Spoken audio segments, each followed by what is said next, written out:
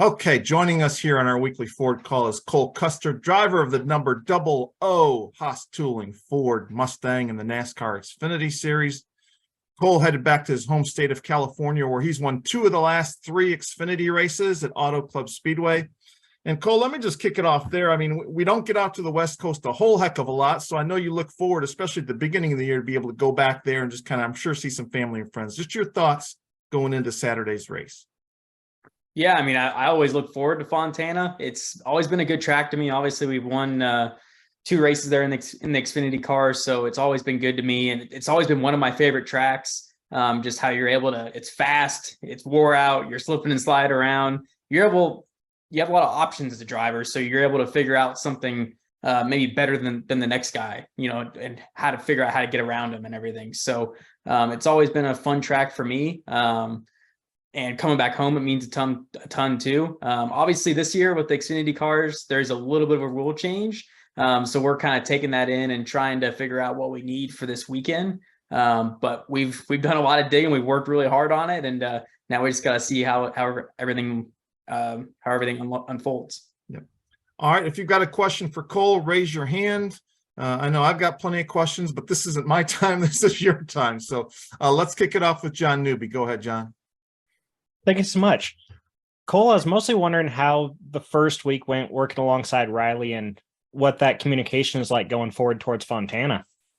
Yeah, it went really good. Honestly, I mean, I think, this year, working with Riley, it's been a lot of fun so far. I think we've worked very well together and communicated very well. We honestly have a pretty good atmosphere at the team right now, where we work as one group. We communicate a lot. We're able to really kind of bounce ideas off each other. It's one of the best environments I think I've seen with that. We're able to work together a lot. So we just got to keep digging throughout the year. This is really the first race of the year where you're able to really see what everybody's got for the season, because it's a big racetrack where aerodynamics and handling and everything pretty much comes into play. So you find out a lot coming into this weekend, and we just got to adapt fast and work as a team to make everything better and see what we have when we unload here.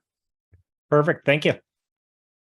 Well, I'm just curious too, in terms of the team makeup, because obviously you added an Xfinity team from last year. So what's the makeup between the two teams, between you and Riley, and just crew guys? I mean, do we have lots of experience? Did he keep his team? Just kind of what's that makeup like right now? Yeah, so I mean, Riley's team is pretty much intact from last year with Richard Boswell as the crew chief.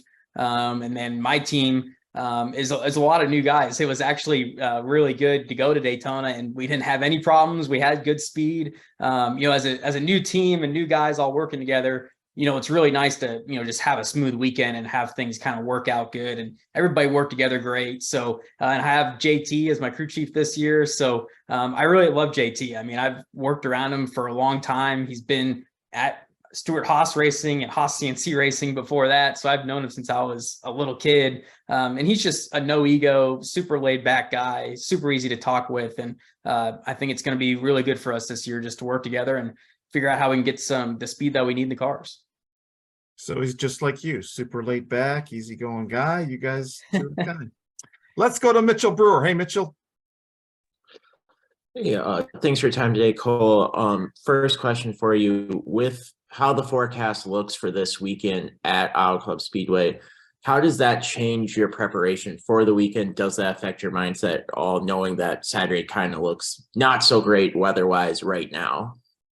The biggest thing about that is that, you don't have any time to practice, maybe if we don't, with the rains. So you really got to put emphasis on your notes and look back on where we need to start, setup wise, and make sure I'm, as ready as I need to be, just to make sure that I hit lap 1 as hard as I can. But it makes it, a little bit more nerve wracking because you don't have that practice time to dial your car in. So with this new rule change, it's going to be a little bit of an educated guess, with if we don't get any practice time. So it'll be interesting for sure. And I was just curious, with this being one of your better tracks, what are your thoughts on the potential reconfiguration of Auto Club Speedway? I hate to see it, I mean, it's been a good track for me, and I think it honestly has put on some of the best racing that we see in NASCAR the last 5 or 6 years. So I hate to see it maybe go. But obviously this weekend, I think we kind of get a reminder of, what difficulties it has with weepers and stuff like that. So hopefully we don't have to fight them too bad, but, I think it's one of the best tracks that we go to. So it's going to be hard to say goodbye. Thank you. All right, if you've got a question for Cole, raise your hand. Cole, what would you like to see? I mean, if they're going to get rid of that 2 mile, is there a certain kind of track, a certain size? I know we've heard a lot of talk about a 1/2 mile track. What does that area need in your opinion? Does it need a small track? Does it need a 1/2 mile, 1/4 mile, 3/8 of a mile? What do you think? Oh, I mean, that's everybody has a different opinion on that, so it's hard to say. But for me, I mean, I think, they have some good short tracks around there. They have Irwindale, they have Kern County. So they have some good short track racers over there. And I think, when you look at some of the best racing that we put on, I mean, it's honestly the track it is right now. It's wore out, it's fast. People are able to move around the whole racetrack. So it's exciting.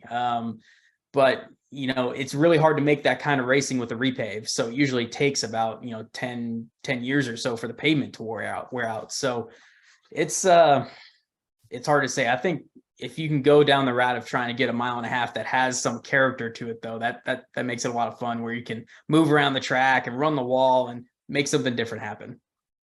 Got it. I see Claire B. Lang with her hand raised. Claire B., the floor is yours. Thank you.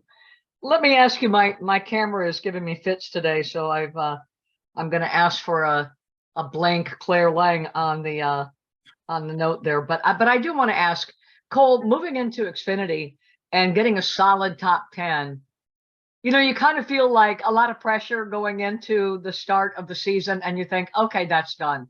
How much pressure did you put on yourself, and how much easier do you feel about heading to Auto Club, where you finished so well?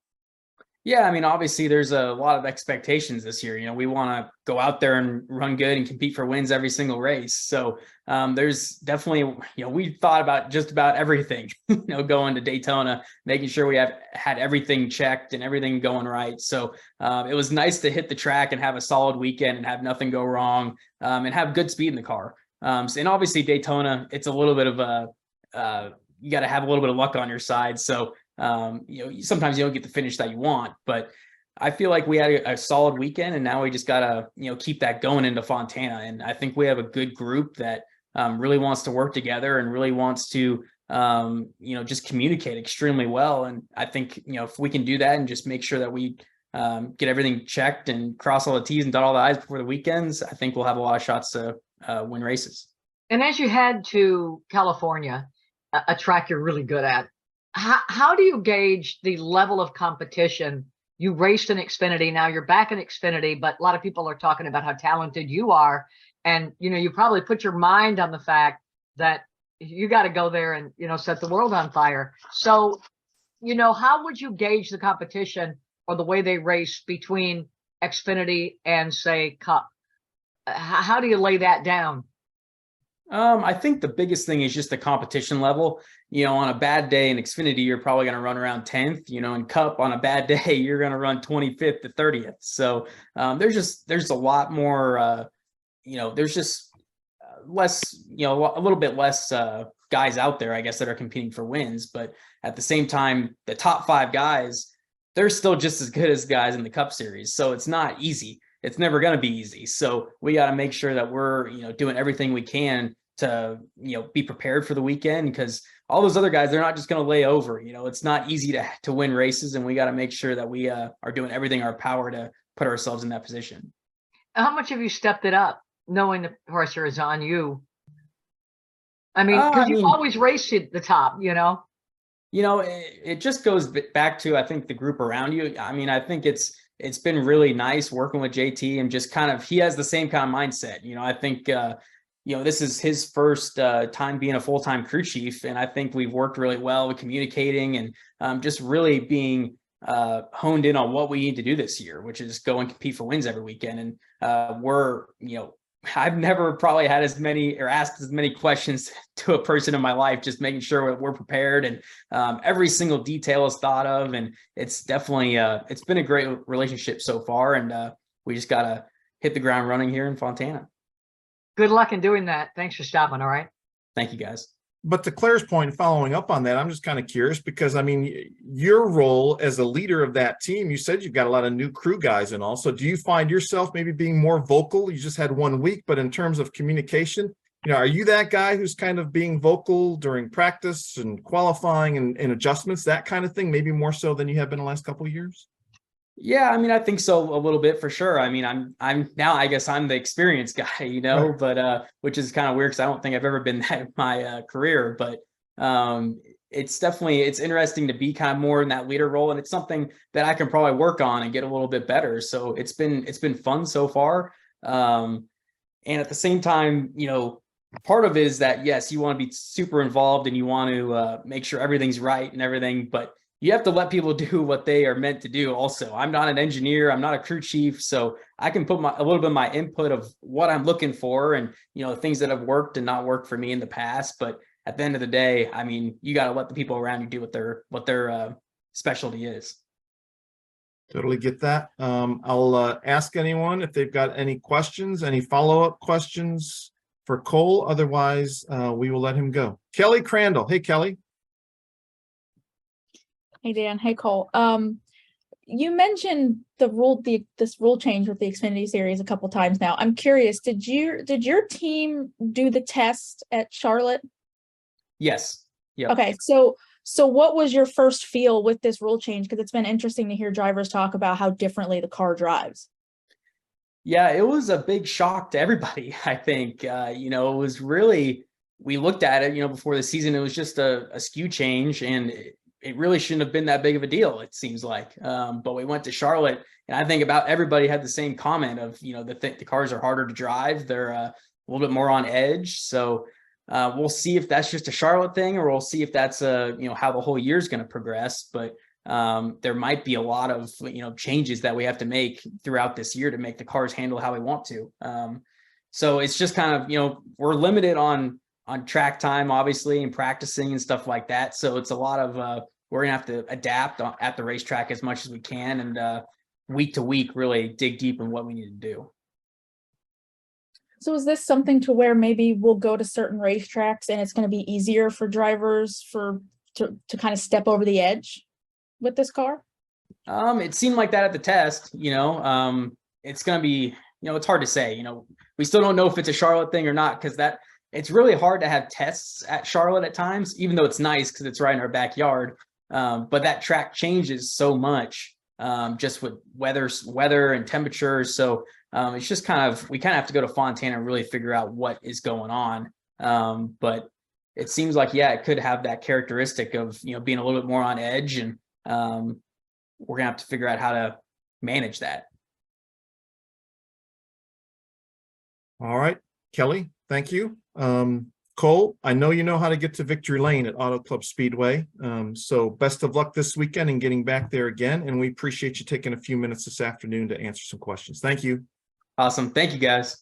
All right, everyone. Appreciate you joining the call. We'll schedule another guest here for next week. I'll work up a transcript and I'll get that out here shortly. All right. Thanks, everyone, for joining. Thank you. Hey, thanks, guys.